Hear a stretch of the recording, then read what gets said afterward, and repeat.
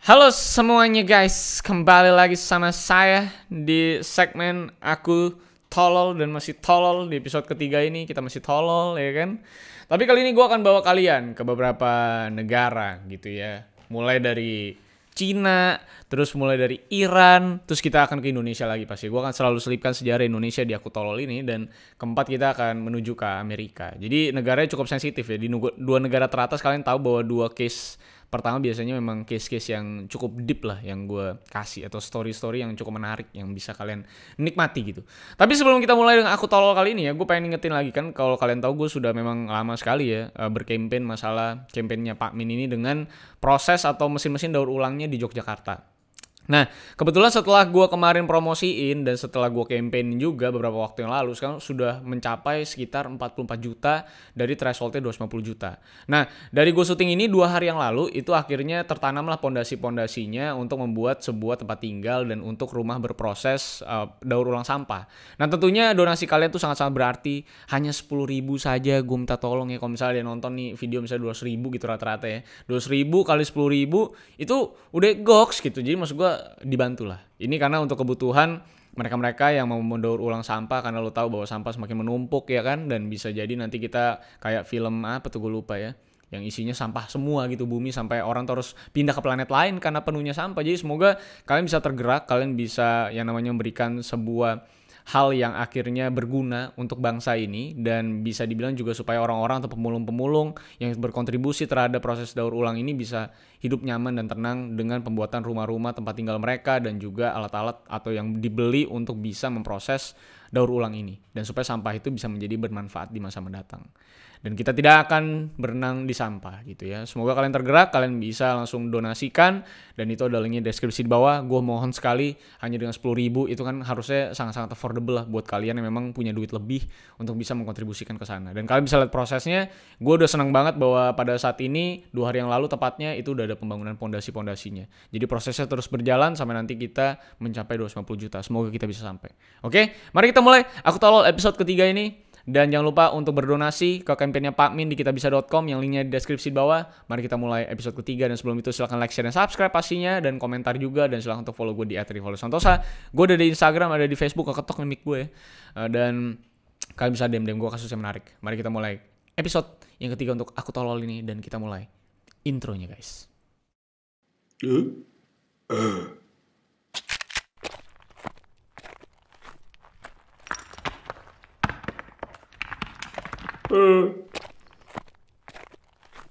I lost myself. I waited still.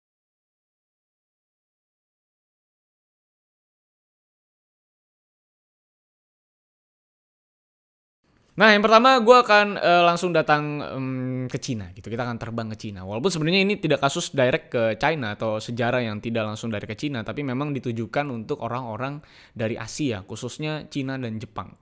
Ini adalah soal MSG. Jadi kan kalau ngomongin rumor soal MSG, atau biasa kita tuh kenal dengan micin gitu ya, ini memang sangat identik dengan yang namanya bisa bikin bego, dan memang menjadi momok sejak lama gitu.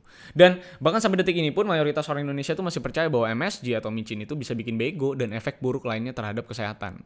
Nah, bahkan seringkali micin ini kan memang menjadi sebuah kata-kata pamungkas ya bagi orang-orang yang memang nge-troll di internet, lalu banyak netizen-netizen akhirnya bilang bahwa nih orang kayaknya, atau nih bocah kayaknya kebanyakan micin gitu. Memang karena micin itu berkonotasi bego dan negatif gitu.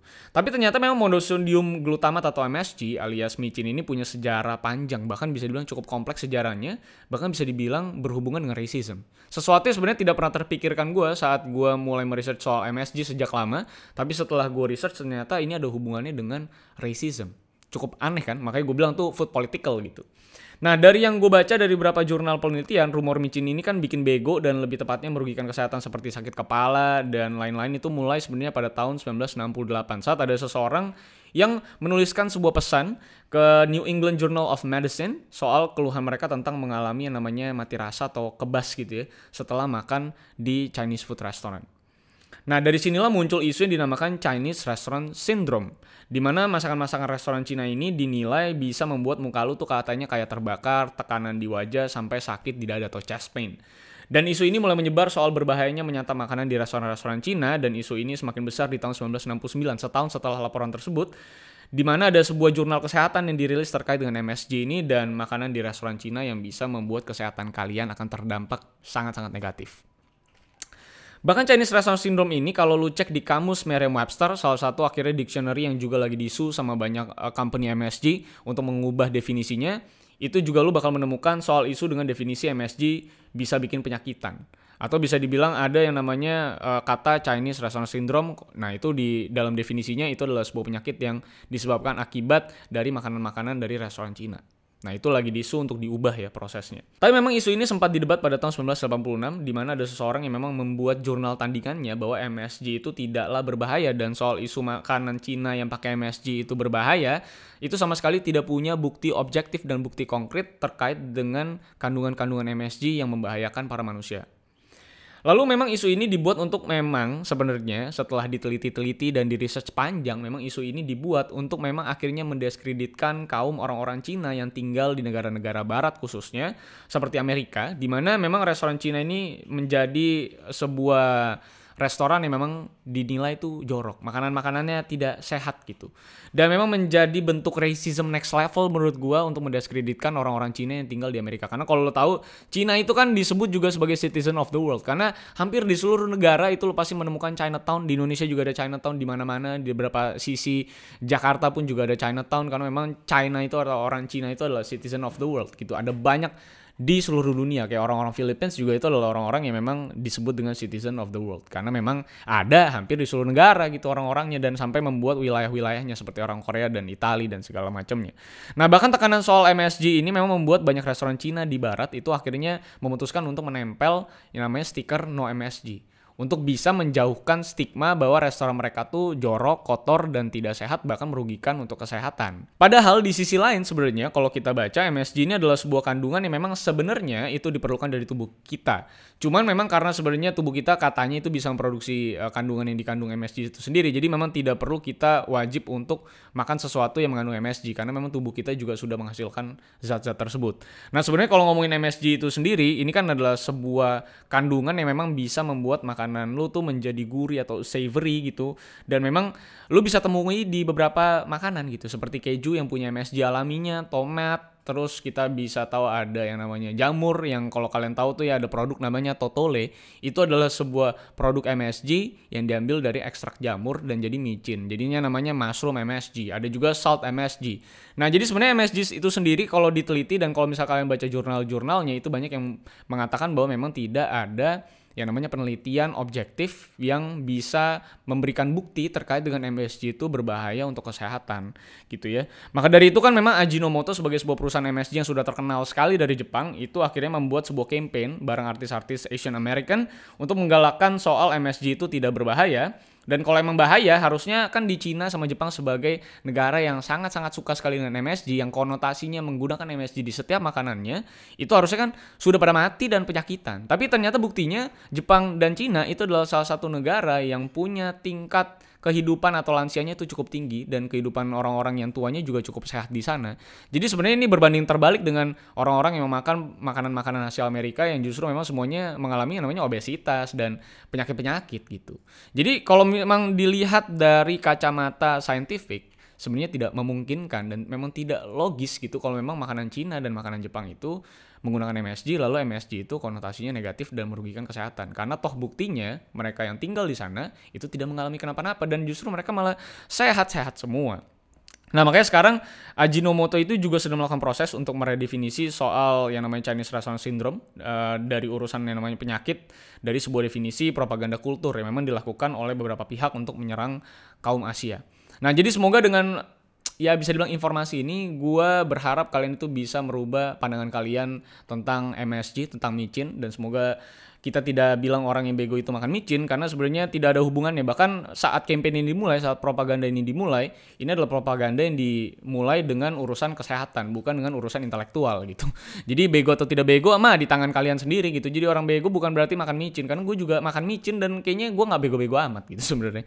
Tapi menurut gue memang ini adalah sebuah serangan kultur yang cukup gokil menurut gue untuk akhirnya mendiskreditkan. Lu bisa tahu bahwa Amerika tuh punya tingkat racism yang tinggi terhadap Asian dan juga black people. Jadi lu bisa lihat bahwa serangannya muncul dari mana-mana, dan terkhususnya pada Asia ini karena Chinese restaurant itu banyak sekali dan banyak digemari sama banyak orang barat. Akhirnya memang inilah yang digunakan sebagai bentuk propaganda mereka untuk mendiskreditkan orang-orang Asia. Walaupun sebenarnya dimulainya atau siapa yang menginisiasi segala macam itu belum diketahui dengan jelas, tapi yang pasti isu ini akhirnya bisa didibang dengan scientific research yang dilakukan sama berbagai pihak. Dan bahkan Ajinomoto pun turun tangan untuk yang namanya mengajak para artis-artis Asian American yang mendukung bahwa MSG itu tidak bakal membuat lo kena penyakitan. Itulah dia cerita singkat dari MSG. Kalau kalian mulai jurnalnya itu panjang-panjang, kalian bisa coba baca-baca. Dan kalau kalian tertarik dengan topik ini, mungkin kalian bisa mencoba share tentang apa yang kalian baca, dan buat teman-teman kalian itu bisa lebih cerdas dalam berkomentar gitu. Karena micin tidak ada korelasinya dengan ketololan.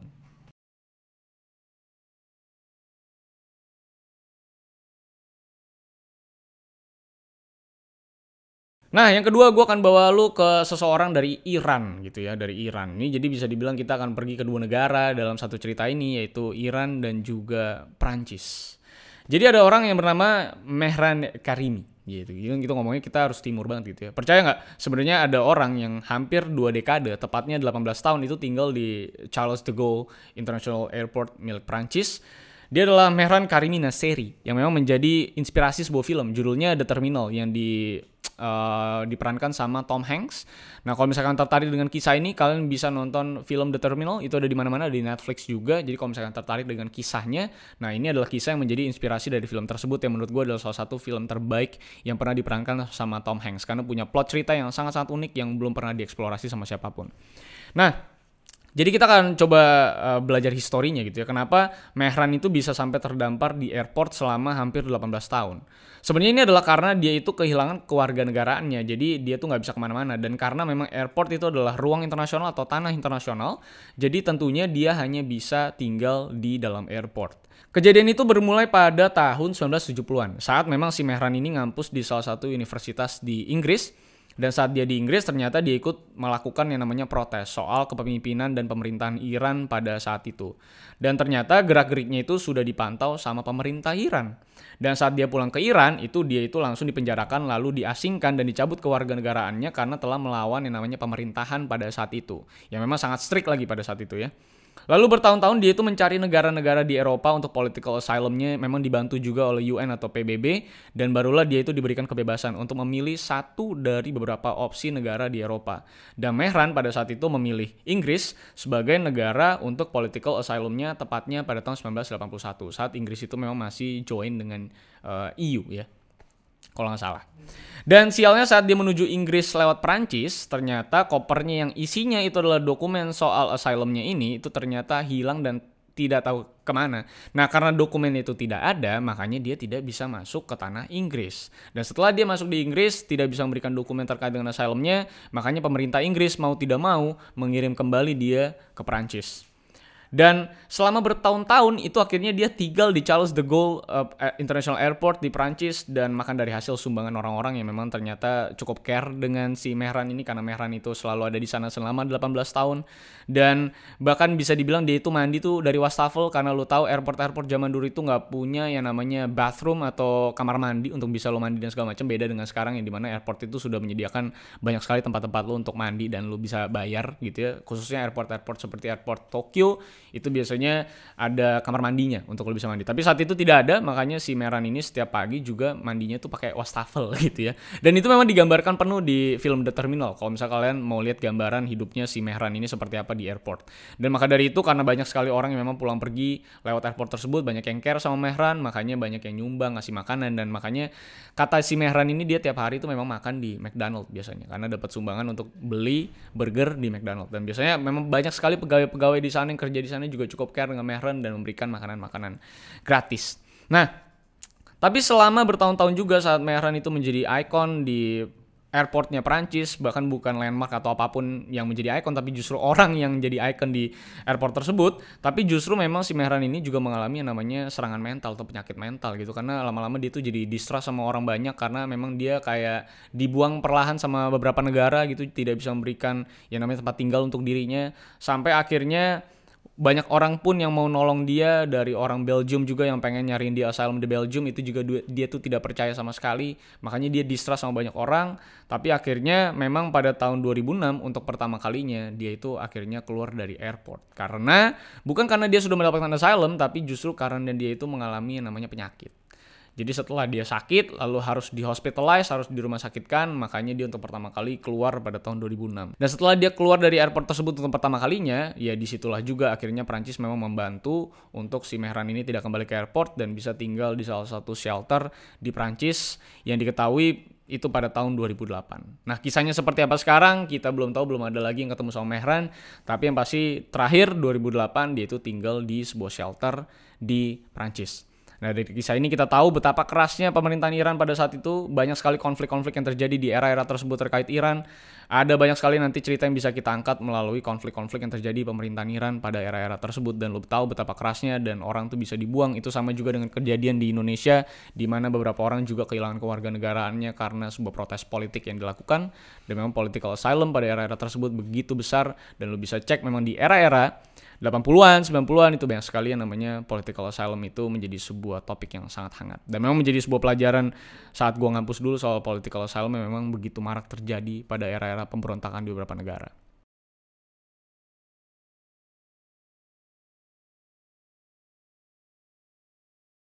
Nah, yang ketiga sekarang kita masuk ke tanah air lagi, ke Indonesia. Soal penculikan Rengas Dengklok ya. Kalau kalian tahu ini adalah sebuah penculikan yang memang dilakukan untuk melakukan deklarasi kemerdekaan Indonesia. Kalau tidak penculikan ini rasanya tanggal kemerdekaan kita akan berbeda.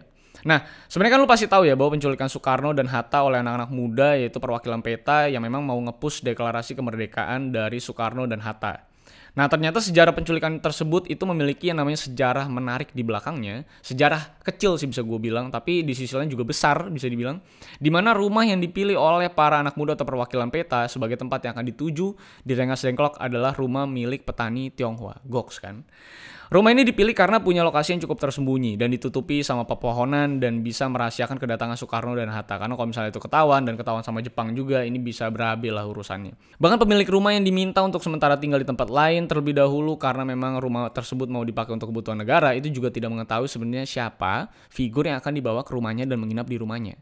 Dan pada tanggal 16 Agustus 1945, kata orang-orang sekitar tuh ada seseorang yang memang memakai peci hitam, umurnya 40-an, dan ada satu lagi tuh orang yang berkacamata cukup pendek, dan juga seorang perempuan dan bayi yang belum setahun.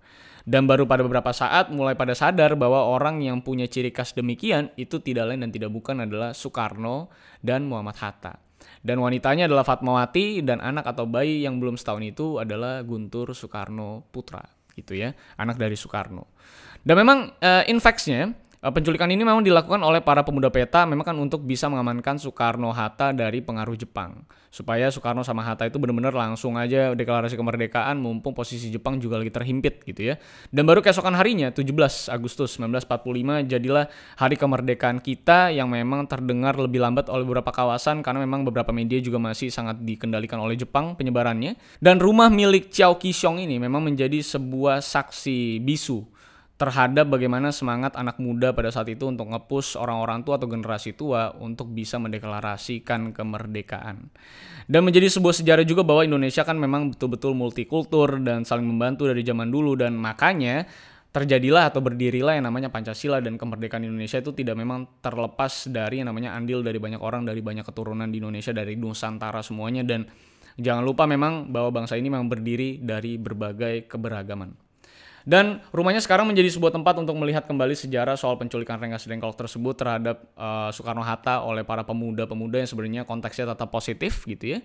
Walaupun memang rumah ini sempat diterpa banjir dan lain-lain, tapi sampai detik ini masih berdiri walaupun beberapa lahan juga sempat hilang. Nanti kalau mungkin gue punya kesempatan, mungkin gue akan ke Rengas Dengklok dan melihat bagaimana sih situasi sebenarnya. Karena memang diminta untuk rumah tersebut pakai cat yang sama, furniture yang sama, tata letaknya sama, tidak boleh diganti sama sekali karena ini menjadi sebuah rumah yang kayak cagar budaya lah. Soal bagaimana sejarah yang sangat-sangat penting dan menjadi pondasi kemerdekaan kita soal penculikan Rengas Dengklok pada waktu itu. Dan tentunya walaupun memang cuma rumahnya yang dipinjam, tapi kita tahu betul bahwa memang Indonesia itu penuh dengan keberagaman, bahkan keturunan-keturunan Tionghoa juga menjadi generasi yang juga membantu untuk kemerdekaan Indonesia ini.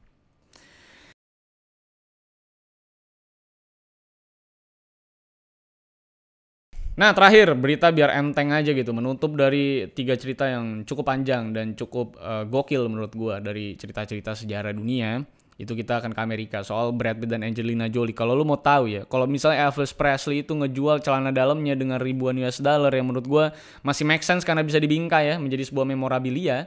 Tapi lu tidak akan percaya bahwa ternyata nafasnya Brad Pitt dan juga Angelina Jolie ini pada tahun 2010 itu pernah terjual sekitar 345 pound sterling ya. Jadi sekitar 7 juta. Nah, kalau lu mau tahu juga bahwa memang Angelina Jolie secara unik itu dikatakan sama Brad Pitt itu bahwa Angelina Jolie itu memiliki yang namanya nafas yang agak kurang baik. Bahkan ada di ulang tahunnya Angelina Jolie itu Brad Pitt itu ngasih permen mint gitu supaya nafasnya Angelina Jolie itu wangi gitu. Dan kita nggak tahu juga ya, mungkin Brad Pitt sama Angelina Jolie itu cerai karena nafasnya Angelina Jolie bau atau tidak, saya tidak tahu. Tapi yang pasti kan Angelina Jolie duluan yang mau cerai ya. Tapi menurut gua lu bisa lihat memorabilia segila itu. Menurut gue kalau ada orang beli, gue rasa itu memang fetishnya adalah nafasnya Angelina Jolie ya. Jadi mungkin akan dibuka dan dihirup. Gue nggak tahu proses memasukkan nafasnya di jar tersebut kayak gimana, tapi yang pasti ini menjadi sebuah sejarah unik ya, bahwa pernah ada nafas seorang artis gabungan kombinasi suami istri dimasukkan ke dalam jar dan bisa dijual seharga 345 pound sterling. Gue tidak tahu otentifikasinya kayak gimana. Apakah mungkin di masa mendatang gue bisa masukin nafasnya gue pribadi, tapi gue bilang ini nafasnya Michael Jackson. Gue tidak tahu. Yang pasti ini pernah terjual di sebuah bidding atau lelang gitu ya. Dan ini menurut gue sangat-sangat menarik. Nah, itulah dia berita singkat atau bisa dibilang kisah ringan untuk menutup Aku Tolol kali ini. Dan semoga Aku Tolol episode ketiga ini bisa menjadi sebuah hal yang menarik dan bermanfaat untuk kalian terkait dengan sejarah-sejarah yang pernah terjadi di seluruh dunia. So, sampai jumpa di episode keempat yang gue belum tahu tentang apa. Mungkin kalian bisa drop di kolom komentar kira-kira topik-topik apa yang menarik. Nanti bisa gue bahas di Aku Tolol di episode keempat. Sampai jumpa. Jangan lupa like, share, dan subscribe kalau kalian suka. Dan jangan lupa juga follow gue di @rivalsantosa. Gue di Twitter, di Instagram. Kalian bisa DM gue hal-hal yang menarik. Dan jangan lupa juga untuk berdonasi untuk kampanye Pak Min. Karena udah mau 250 juta nih. Ayolah ditolong gitu ya. Sampai jumpa. Karena kita masih banyak cerita-cerita dan sejarah yang menarik bisa kita bahas dan kita kupas. So see you on the next story guys. I lost myself. I waited still for a glimmer to arrive.